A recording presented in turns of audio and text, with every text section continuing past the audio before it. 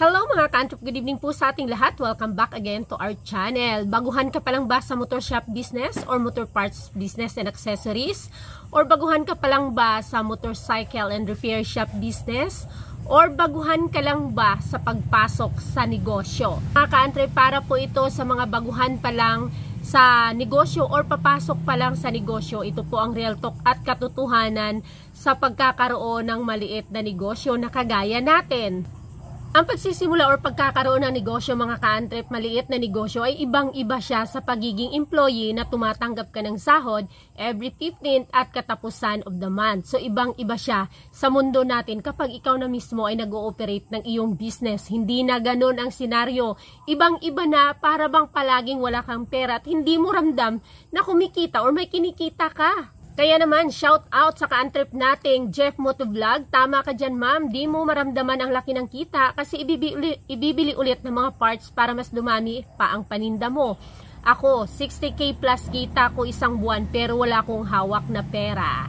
Hello mga ka-antrop! Welcome back again to our channel. So kung bago ka lang po sa channel na ito, ang pinag-uusapan po natin dito ay ang pagsisimula ng motor parts business and accessories or mga related na mga topics po. Pero hindi po ako eksperto. Hindi po ako isang bihasa sa larangan ng pagninegosyo at hindi rin po ako business guru. Ako po ay nagsishare lang po ng mga aking karanasan base sa aking experience sa pagsisimula ng motor parts business or motor shop business and accessories. Ako po mismo, yes, relate at ako po mismo ay magpapatunay na totoo po yan. Sa mga baguhan pa lang, lalo po dito sa atin, sa motor parts business and accessories kasi hindi po siya ganun ka fast moving. May mga items tayo, may mga products tayo na mga fast moving kapag sa ganitong industry. Pero hindi siya kasing fast moving nung mga nasa food industry or yung mga nasa groceries, gano'n, na pang basic needs talaga ng buhay ng tao. Sa atin, meron tayong tinatawag dito ng mga fast-moving items, pero hindi siya yung parang araw-araw talaga, araw-araw kasi medyo matagal siyang gamitin. So, ang nangyayari, instead na, halimbawa po nung at the end of the month na sa tingin mo ay nakabayad ka na or nakapamili ka na, hindi mo maramdaman o hindi mo makita or mahawakan yung kinita mo doon. Let's say for example, kay Sir Jeff, halimbawa, kumikita siya sa sales niya, nag-gross siya ng 60,000. So, palagay natin, ang net niya doon is mga nasa 20 to 30,000. Between 15 to 30,000, palagay lang natin doon. Pero hindi siya kagaya nung 15th or 30th of the month na buo mo siyang mahahawakan.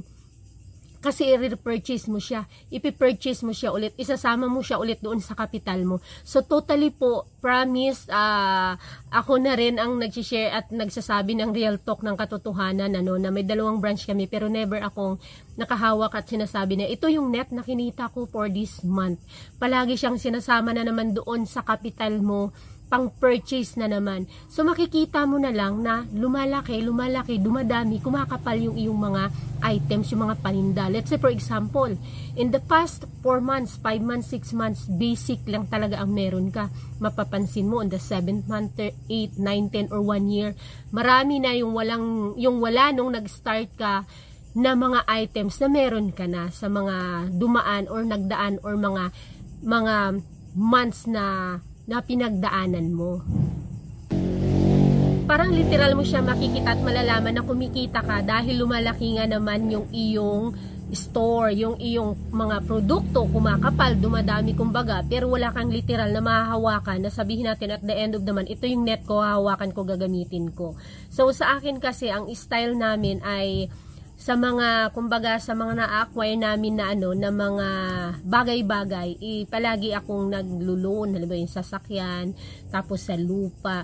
So, doon ko nakikita yung aming kita na, ay, ito, kasi katasyon siya ng business namin doon lang naman nanggagaling lahat. So, ibig sabihin, ito, kinita na to ng negosyo, anak na to ng negosyo na ito, anak na ito ng truck, anak na ito ng ganitong business namin. So, doon mo siya mabibilang, pero wala ka mahahawakan palagi na net. Oo, may pera ka. At the end of the month, kung magto-total ka ng gross sales mo, let's say for example, meron kang 6 digits, di ba?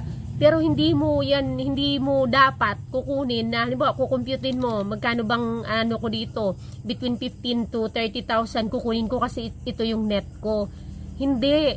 Kasi sa amin ang style namin, Bali parang yung sweldo ko, yun yung ginagamit namin pang pang gastos dito sa loob ng pamamahay. Tapos sa partner ko naman is yun yung mga gamit ng mga bata, mga ganun-ganon.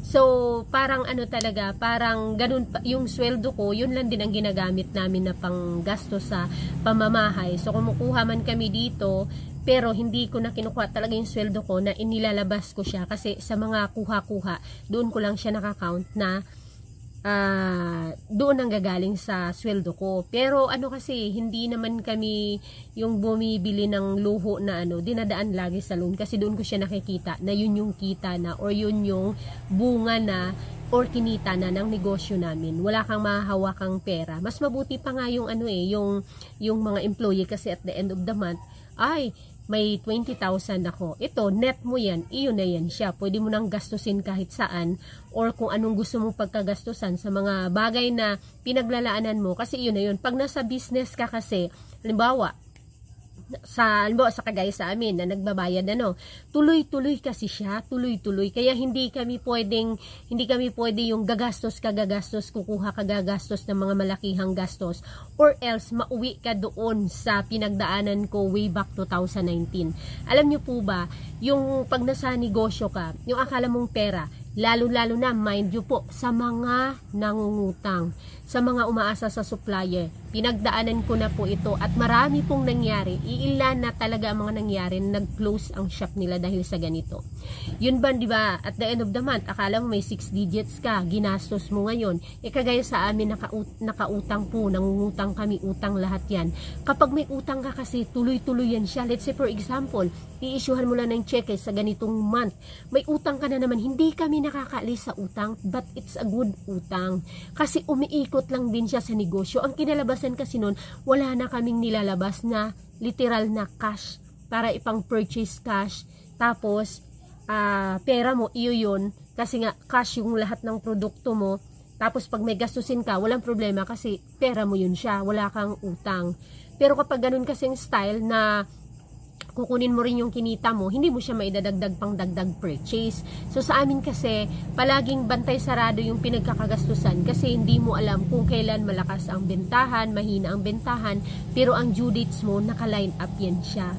Kaya tuloy-tuloy lang, ikot ng ikot. Sabi ko nga doon kay ka-antrep Jeff natin, yes, totoo yan, ikot-ikot lang. Utang, ang daming mga naka-line up na utang, so yung kita mo, lang din, i-deposit, kasi naka-PDC, i-deposit mo doon, pambayad ng utang, tapos may darating ka na namang produkto, kasunod na naman yun, mga naka-PDC, tuloy-tuloy lang siya. Ganun yung sa style ng mga nangungutang. Yun din ang pinakadelikado para doon sa mga, halimbawa, hindi mo mabayaran on time yung iyong pinag-utangan dahil ginastos mo sa ibang bagay. Yun po yung nangyari sa amin way back 2019. Yung 1.2 ko na utang na babayaran sa supplier, hindi ko yun na bayad doon sa kanila. Naibili namin ng lupa. Kaya nag-struggle kami, kaya napaluna ko sa DTI at saka sa BDO. Kasi pera yun ng supplier na gastos ko. So saan ako ngayon? Kukuha ng panibagong pambayad. Yung kasunod ko ng mga benta-benta, babayaran din. Ibabayad din sa iba pang mga supplier ng mga utang. Yun yung bad side kapag wala kang control or wala kang disiplina sa paggastos ng pera na hindi pala sa iyo. Ang kagandahan lang naman sa ganung setup is wala ka na talagang halos cash na binibitawan para ibili. Let's say for example, mayroon ka diyang worth 500,000 na products na pinautang ni supplier. So kailan mo ba yan babayaran? After 3 months, 4 months? So ang benta nun, parang saka mo na lang din siya ibabayad or sa kanila mo na lang din siya ibabayad. Wala ka nang inilabas na kapital.